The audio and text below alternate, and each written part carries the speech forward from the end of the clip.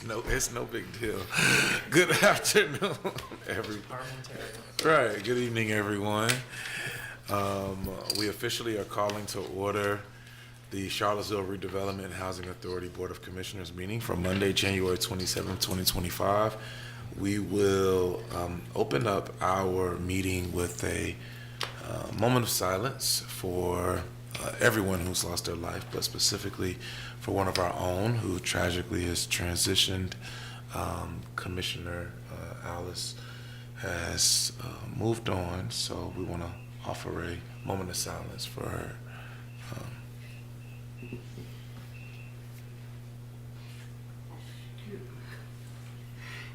Sorry about that panic. All right, thank you. Will you be putting one of those letters together for her family, just honoring her for her service like we've done in the past? Yeah, I think we should. That's a great idea. We also can, Miss Carey, can you make a note for us to send a communication to the city manager, and we can potentially have the council recognize her for her service, for Miss Alice's service. We can do that tomorrow, if that's okay. I'm going to turn the meeting over to our vice chair, Commissioner Wicks. She is very astute in running these meetings. Thank you. Commissioner Wicks, it is your show. Okay, thanks a lot, Dr. Belding. Writing you a special thank you note. Okay. So our next board working session will be coming up on Thursday, February 13th. And then our next regular meeting will be February 24th. The redevelopment committee meeting is every first Thursday of the month. The next one being on February 6th at 3 o'clock. And then our CRHA admin redevelopment meeting is the third Thursday of the month. So the next one will be on February 20th at 1 o'clock. Safety committee is on the second Wednesday. So the next one is February 12th at 4 o'clock. And then resident services is every second Tuesday. Next one being February 11th at 1 o'clock. Do any other commissioners have any general announcements? Do not. Okay, I will open it up for public comments, followed by FAR comment.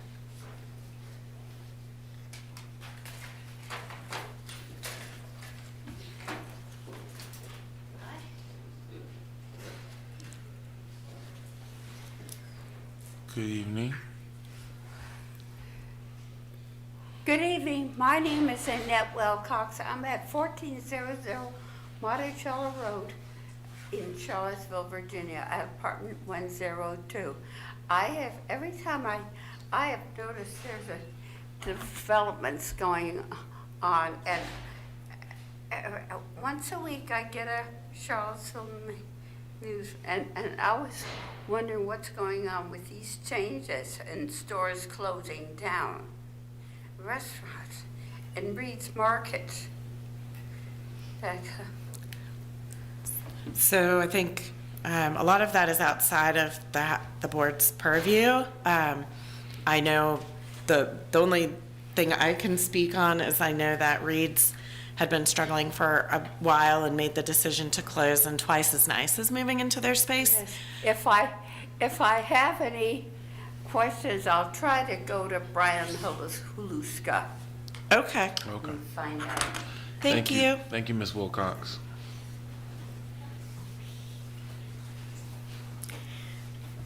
Good evening. I'm Emily Dreyfus, and I'm a senior community organizer with the Legal Aid Justice Center.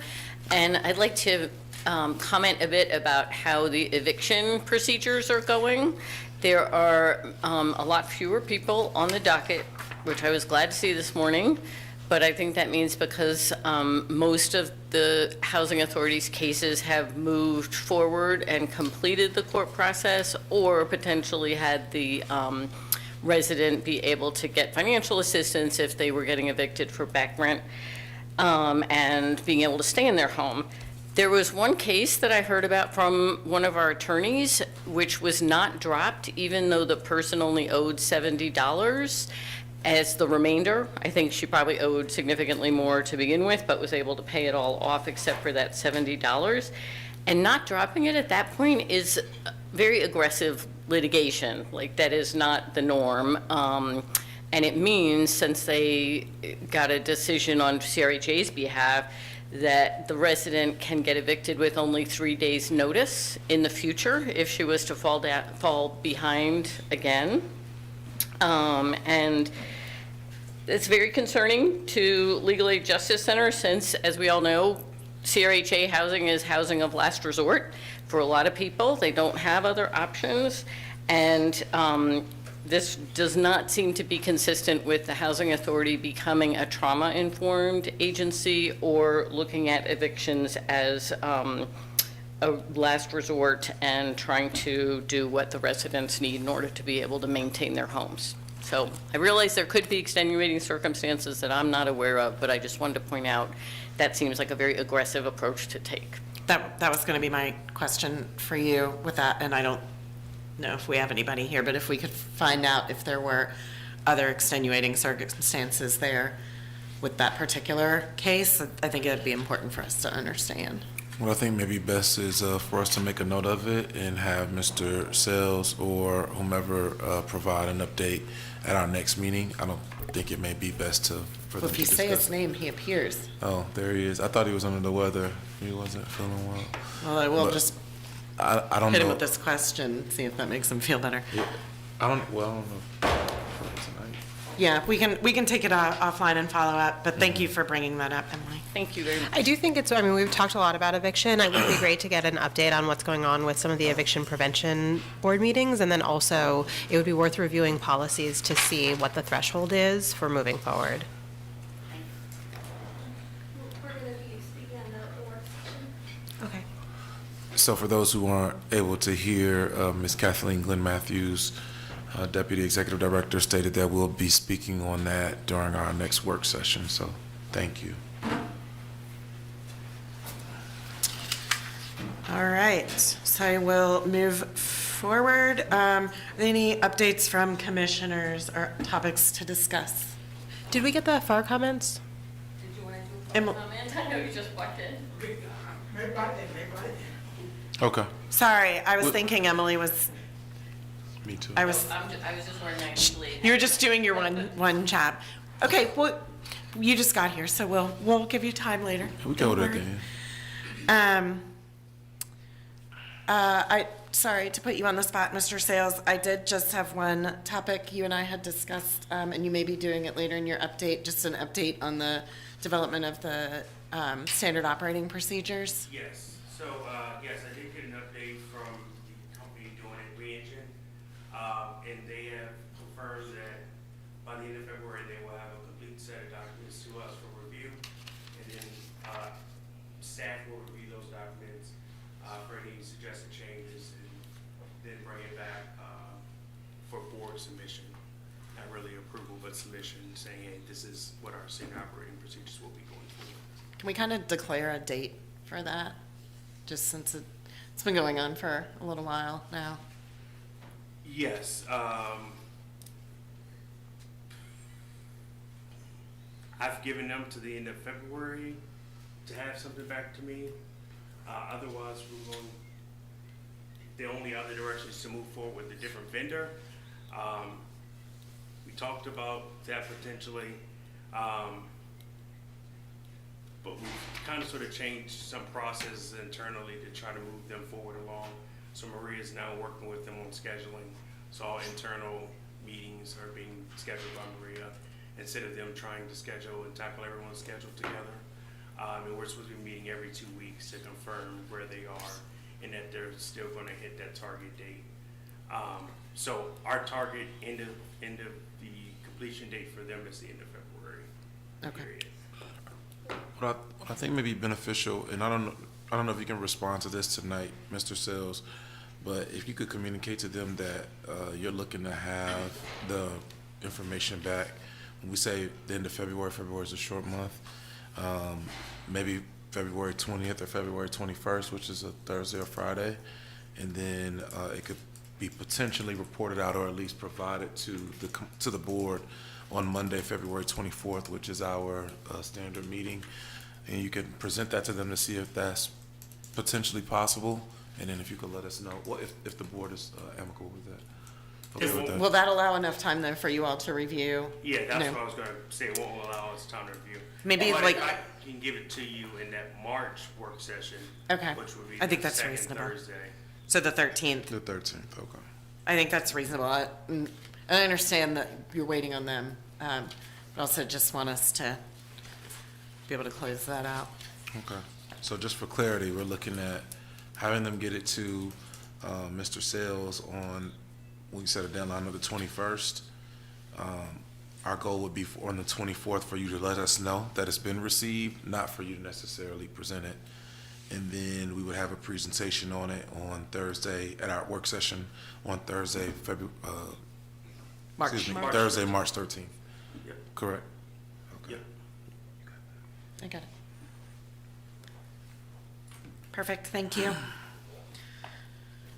All right, anybody have anything else before we move forward? No, ma'am. I just wanted to mention, so Commissioner Hicks and I were at Alice Washington's funeral, and it was a really moving ceremony that I think spoke to how important she was to our community, and I hope that we can remember the example that she stood for in our work moving forward. I don't know if you want to say anything, Commissioner Hicks. It was very moving, the memorial service for Alice, for Commissioner Alice Washington. Everybody spoke very highly of her. She will be missed, and so yeah, so everything went well. Yes. Thank you all for attending. We really Yes, appreciate it. thank you. Okay, moving forward to the approval of the board minutes from November 24th. I move that we approve the November 24th board minutes. Second that. Can I get a call, Miss Carrie? All in favor? Aye. All opposed? All right, it's approved. Next up, we have a presentation from Resident Services.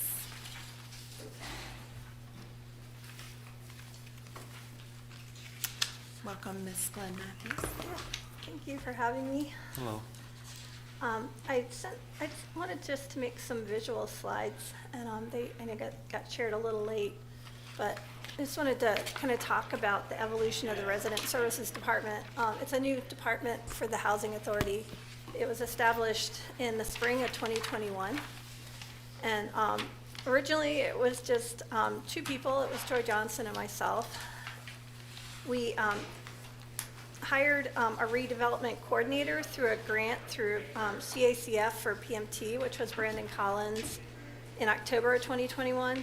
And then we hired our first resident services assistant in March 2022, which was part of a Centera grant, which was the beginning of a really great partnership. We got our first FSS coordinator in March 2023. And it was the beginning of us starting to build out some of our self-sufficiency programs. We were able to hire a grants and development coordinator in October of 2023, and this was tremendous for us. We also were fortunate enough that the redevelopment department was able to, start getting some legs and build out, and we started becoming separate departments. We were able to acquire a Ross grant, so the Ross coordinator came on in June 2024, and an AmeriCorps Vista in September of 2024.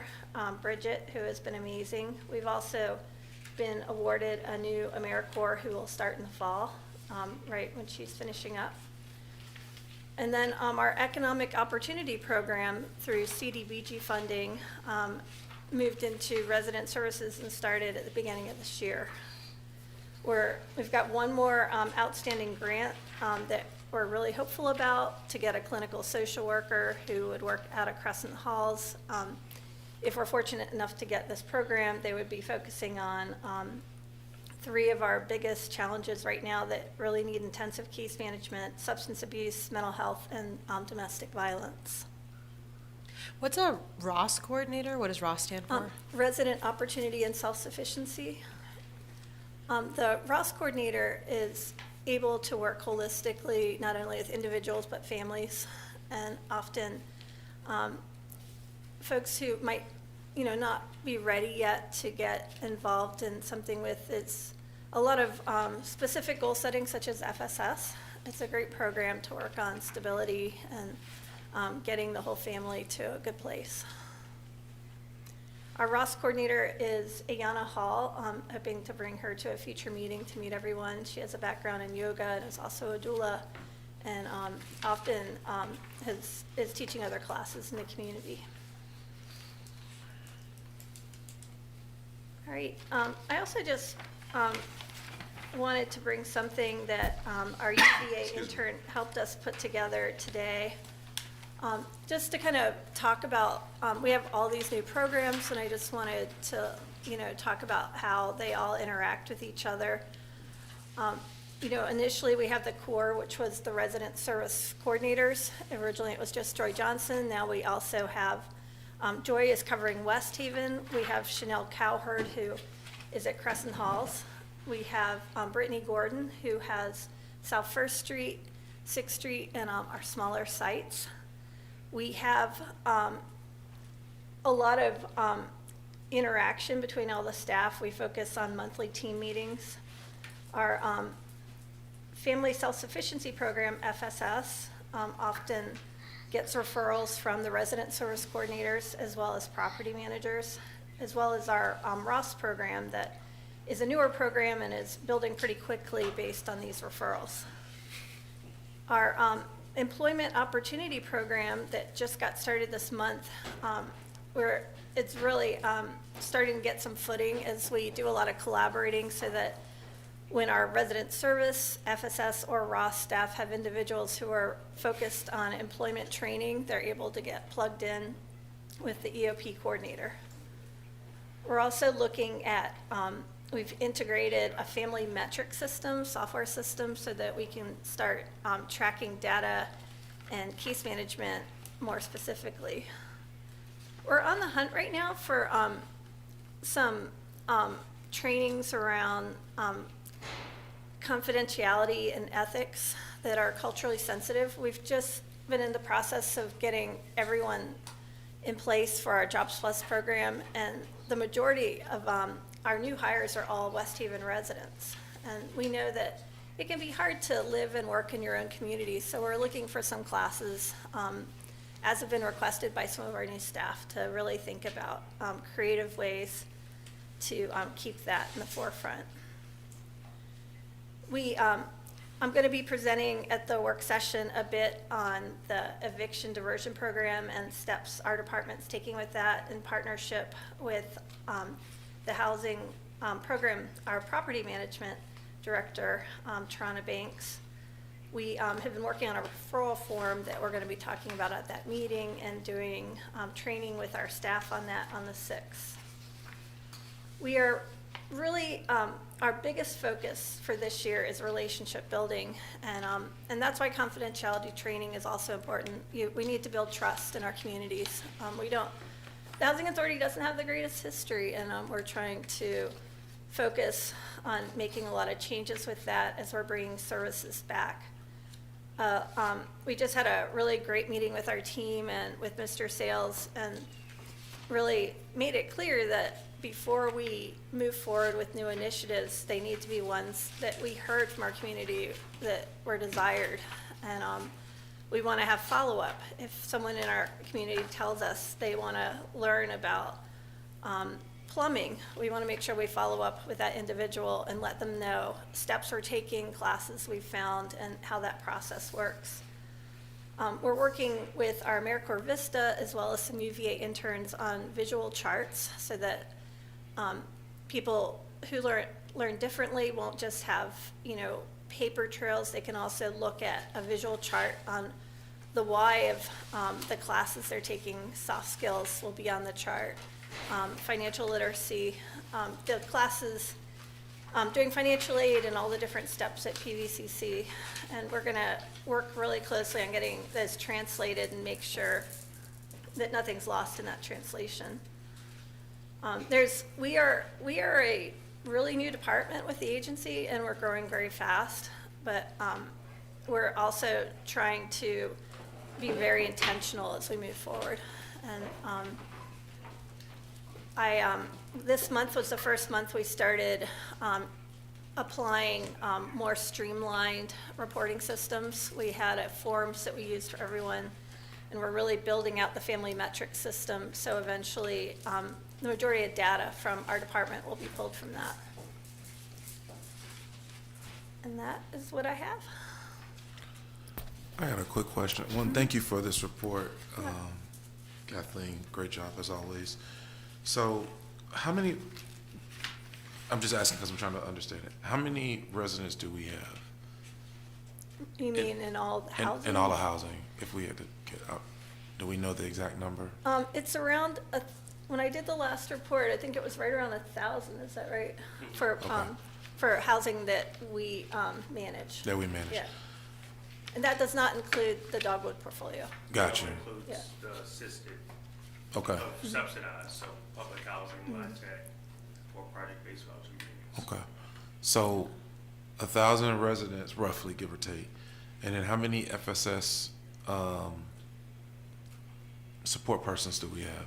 Right, for staff or participants? For staff, not participants, I'm One sorry. staff. One staff. He's right around, he's just, I think we just signed a couple more, so he's right over 30 participants. He has one staff, 30 participants. Mm-hmm. Would it be fair to say that, I mean, I know in a dream world, obviously we don't have the funding, but in a dream world, all of our residents would have FSS support or case managers. I know some of them may already have case managers through other services and whatnot. I'm just wondering, I know for FSS, they have to, apply and go through the process, but is there a way for the need in which we know so many of our residents have, and not all of them apply to the programs or choose to participate for a wide variety of different reasons? Is there a way at all, do you have a recommendation for us to be able to provide more supports or encourage more persons to participate in some capacity? Right now, I know it's tough, I'm just. Until we have more funding, the current system we're putting in place is we're training all of our resident service coordinators. Okay. Who are now site-based to provide an entry level of case management. Okay, and how many of those do we have? 3. 3, okay. Yeah. As we grow, we're definitely gonna need to hire more. Yeah. This is very new. Right. It wasn't a role they had before. And so we're doing a lot of training on that with family metrics as well, using software. We are also, we're looking at, a part of meeting people where they're at is not everyone wants to do an FSS program. A lot of people, have a lot of challenges happening right now that they're not ready yet. Yeah. And so we need to figure out what's going on and how to help them. The Ross program is a tremendous program for that. Yeah. Unfortunately, though, it's only available to public housing residents. That's a program that I really think if we were able to open up to the voucher program would be great. We have a lot of voucher participants who would like to be in that program. They're hearing word of mouth about it, and we are really hopeful, especially as we work on opening a nonprofit, that we can have more homegrown programs that are more of what our residents are telling us they'd really like than just federal programs. Because we do have limitations with the federal programs. Is there any fear of us potentially losing federal funding with the new administration? Lots of things are possible. So, we're trying to really think ahead. Right.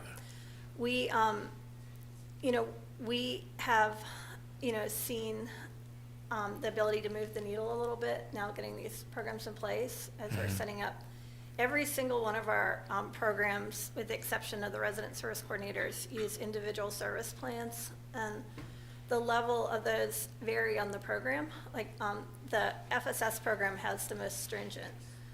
goal setting. Yeah. And it's also tied with successful completion after 5 years, and a savings account that's with that. Yeah. The new Jobs Plus program, which I hope to do a presentation on as soon as we get 2 more West Haven residents hired. I want to bring them here to meet you all. And Great. that program has something called Jobs Plus Earned Income Disregard. Okay. With some new policies, earned income disregard has gone away as of right now, but Jobs Plus earned income disregard will be in place. And any resident of West Haven will be able to sign up for that. And that would mean that if you sign up and your rent is $200 a month, your earning goes up and your rent goes up. You can be in that program and the grant can pay part of your rent. To offset. Yep. That's good. The Why only difference- West Haven? Only West Haven. That's where that grant is in place Oh, through okay. HUD. It's a very specific footprint. And that program is also set in place to really focus on preparing the community for redevelopment and opportunities for wealth building that could come from that with training. We're having our employment opportunity coordinator, that was through the CDBG funding that we're hoping to also get renewed, work closely on training initiatives with our Jobs Plus program. Thank you. Yep. We appreciate the thorough breakdown. It really was informative. Oh, I'm sorry, colleagues, I don't know if y'all had anything else. Right. Thank you so much, Commissioner Wicks. Thank you. All right, thank you. All right, we'll now do the housing director update. You know, housing director is actually out today. Okay. She's sick, yeah. I can,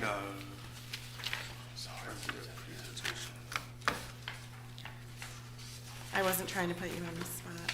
no, you're all good. Right, so, we have 34 total vacant units. Yes, that's a large number, but not all those units are actually vacant and can be reoccupied. There's 6 units at 6th Street that are under demo dispo. It's only showing 8 occupied, but it's actually 18. It's 1 vacant unit over there. At West Haven, there's 15 vacant units. 13 of them are not ready. One is offline due to substantial rehab, and we have 3 applications approved for a 1, 2, and a 3-bedroom unit. At Riverside, there is 1 vacant, which was completed, but we're using that vacant for a warming shelter as we do the HVAC turnover at Riverside. At Masson Avenue, we have 2 vacant units. Both of them are not ready. At Mickey, we have 3 vacant. 2 are substantial, and they're going through a full renovation, and 1 is just not ready. One of those units will be also used as a warming station when we get ready to do the HVAC turnover at that site as well.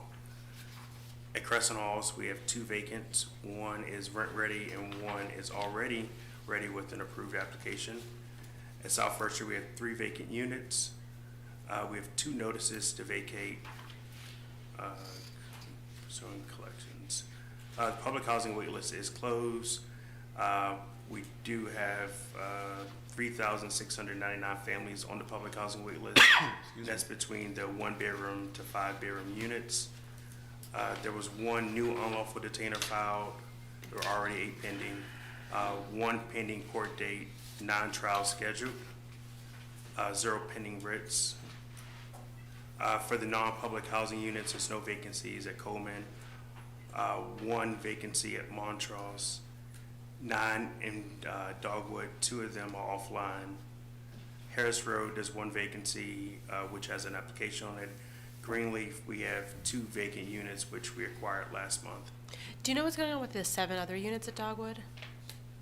A majority of them, I can get an update on them, but a majority of them were in, I believe, the Ridge Street properties, and they're 1-bedroom units. They typically have a decent amount of turnover, and a decent amount of them were rented to UVA affiliated folks, so either students or faculty. But I can get a bigger update on where those units are located and the condition of them. The tenant accounts receivable for the month, it's $109,000. And the total is $265,102. That number should continue to come down. We've been working with the tenants, also pathways to pay some of the rent. And then we also have a program that we'll be rolling out with the eviction diversion. You'll hear about it next month. That will provide some financial assistance to the folks as they continue paying those funds, those balances down.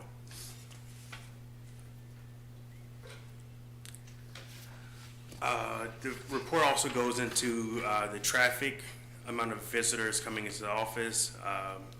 As you can see, Crescent Halls is typically the busiest, at 214 interactions, South First Street at 120, West Haven at 139, and 6th Street with 65.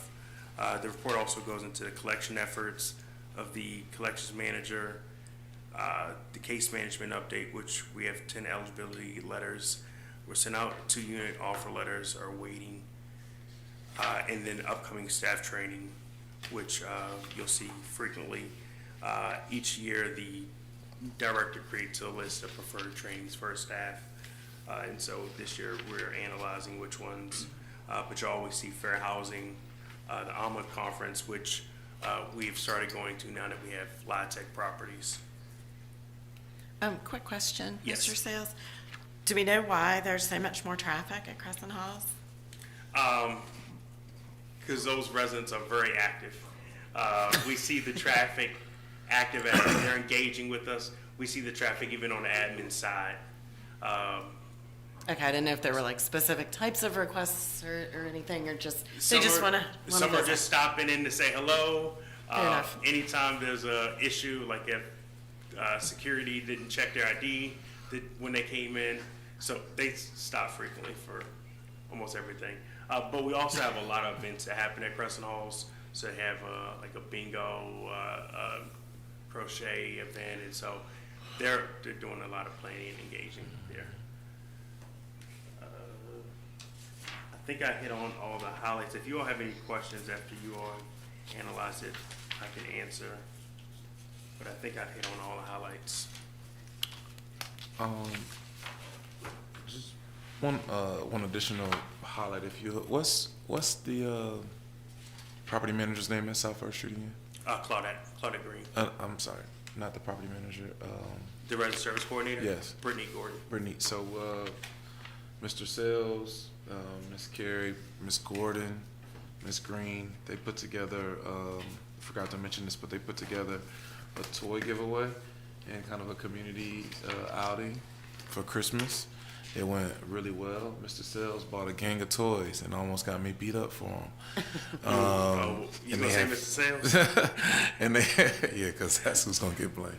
They had free food and a lot of giveaways and whatnot. It made me think about it when you touched on the traffic. It was very, very well attended. So kudos to all of you for putting that together. Thank you. And Yeah, it's awesome.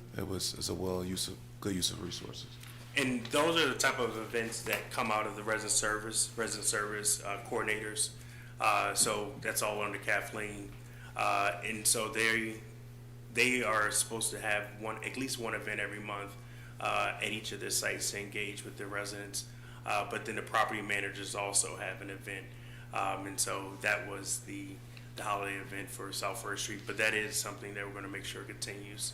So we're building those relationships and addressing the needs of our residents. Completely sorry about that, Miss Kathleen, who set up the tables, the chicken, the mac and cheese, gave out the food.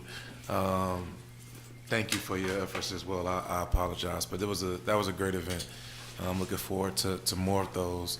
I think even if as those kind of events are planned, if all of us could maybe get a schedule of sorts, I know that we all would love to, if we can, participate in some capacity. Ms. Wilcox, you okay? You're giving back the paper. Thank you, Ms. Wilcox. Does that conclude your report, Mr. Sales? Yes, it does. Thank you, Mr. Sales. Okay, the HCV program manager update.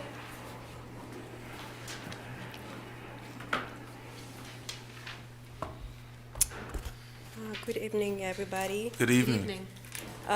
So we have 476 participants in the voucher program, in the regular voucher program.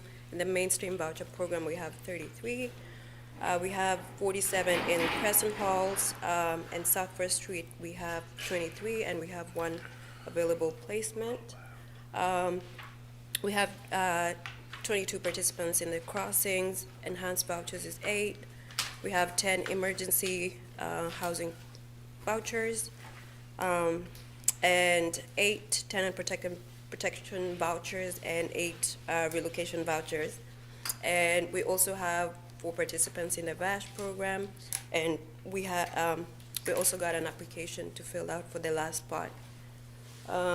We have 19 in the Fostering Youth Independence program, and we are trying to add more participants to reach 25, which is our cap. We're also working with other housing authorities and learning about the FUP, which is another program that helps youth. So we're in the process of working with the grants coordinator to apply for that funding. What was that called again? I'm sorry. FUP, FUP. Family Unification Program. Okay, thank you. And we have 10 portable vouchers, and we have 68 participants in the CSREP program. As you can tell in the inspection, we don't have as many numbers like we usually have. We have a vacant for the inspector position, and we're working to hire one. There were 50 research done in the month of December, January, and we have 8 which are past due, which we're working with those participants to get that paperwork in. And no other updates for the voucher program. So I just have a question, these numbers, the wait list available, do we have 1,706 people on the wait list for Housing Choice vouchers? Yes, And we have 1,239 for the crossings? that's correct. Wow. The need is great. I think you raise one thank you. I'm sorry, I don't know if you need the No, comments. I was just going to say thank you. I think that brings the point to how significant the need is, specifically in the city.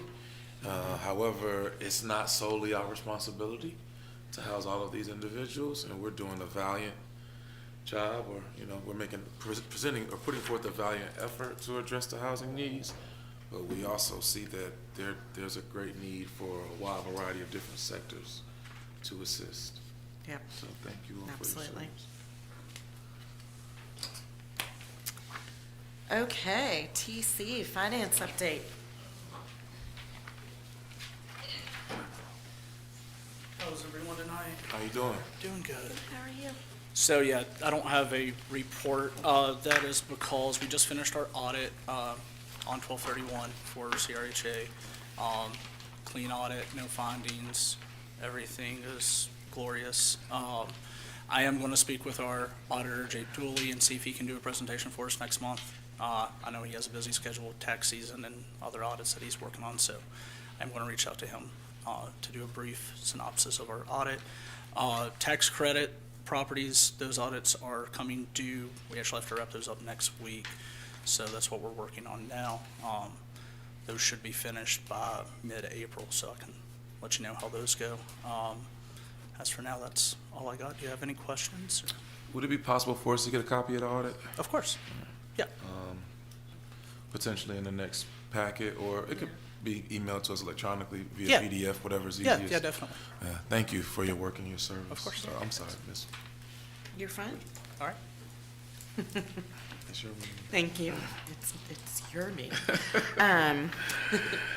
Mr. Sales, do you have additional updates for us? Yes, I do, and I'll be brief. All right, so I wanted to start by congratulating the team on the hard work for the clean audit, not only of this year, but closing out all the HCV findings from last year.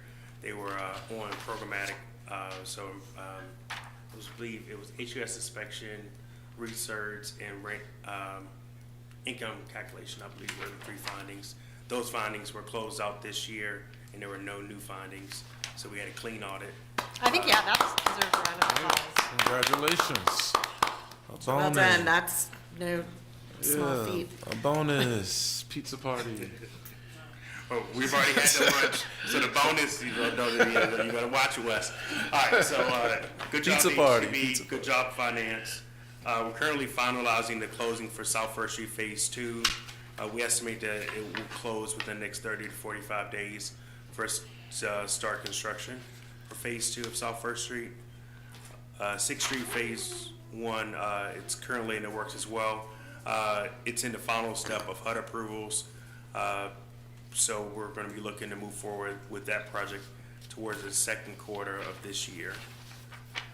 We did receive a really large grant at the end of the year, end of December. We received 1.5 million for HUD for the parallel track efforts. And so- Congratulations. Thank you. So we've applied for, this is like a third year in a row applying. We were not successful the first two, but we were a third. And so they are going to help us fund the bathroom upgrades, kitchen upgrades, flooring replacement, interior door replacement, painting, and light replacement. We currently have 2 projects that are underway in those 3 sites. That's the entry door, which we're seeing about a $200,000 savings by doing it in-house, and HVAC expansion, which is about 95% complete at Riverside, and it's currently in progress at Mickey Drive. We're working on the Madison Avenue HVAC and electrical project internally to reduce costs. We're estimating a savings of around $300,000 by doing the work in-house and subbing out the electrical compared to what we paid the current firm to do Mickey and Riverside. The CFP development and engagement process is well underway, and we should see large projects move forward in the upcoming year that were previously slated for 2027 and 2028 due to the additional money from HUD for that site. We're estimating it's going to be about $3 million to complete all of those projects. That's the kitchen, bathroom, flooring, painting, interior doors, and interior lighting, and temporary relocation. Gave the update on the SOP, so I'll skip that. 310 East Main, demolition is underway to prepare for rebuild to start in March or April. We're working with New Hill to redesign their space that will be the food hall. That will be on the mall entry level and in the basement level. And we are working with C&E, which is the Center for Nonprofit Excellence, to finalize their design in their space, which will be on the mall level towards the back, facing Water Street.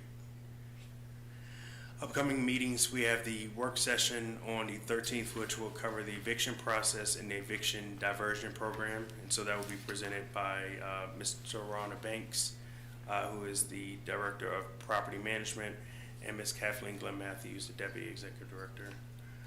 We're also working with the auditor to schedule a date for him to present the audit, and we'll make that available to you guys as well in hard copy.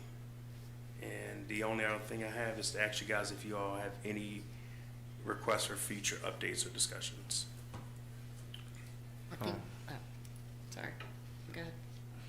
I was gonna say, I think that we're all already into March, based on the things that we Yes. just talked about this evening. I can't think of anything at this time, but shouldn't speak for my fellow commissioners. No, I think that we just have to we all are gonna have to be intentional in terms of meeting for our work sessions. We got a great deal of work to get done.